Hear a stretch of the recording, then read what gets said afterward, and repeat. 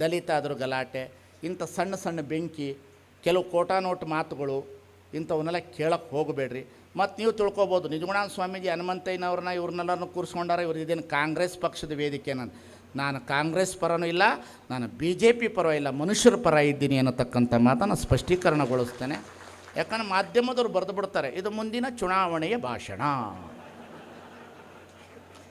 ಇದು ಮುಂದಿನ ಚುನಾವಣೆಯ ಭಾಷಣ. ಗೊತ್ತಿಲ್ಲದಂತೆ ಕರೆಸಿ ಮಾತನಾಡಿಸಿದ್ದಾರೆ. ಏನು ಮಾಡಬೇಕು ಪಾಪ. ಈ ಟಿ ವಿಯಿಂದ ಟ್ರಾನ್ಸ್ಫರ್ ಆದರೆ ಆ ಟಿ ವಿಲಿ ಹೆಂಗೆ ಮಾತಾಡ್ಬೇಕಂತಾರೆ, ಆ ಟಿ ವಿಯಿಂದ ಈ ಟಿ ವಿಗೆ ಬರ್ತಾರೆ. ಈ ಜಗತ್ತಿನಲ್ಲಿ ಕಾರ್ಯಾಂಗ, ಶಾಸಕಾಂಗ, ನ್ಯಾಯಾಂಗಕ್ಕಿಂತ ಮಾಧ್ಯಮಾಂಗ ಇವತ್ತು ಮಾರಾಟ ಆಗಿದೆ.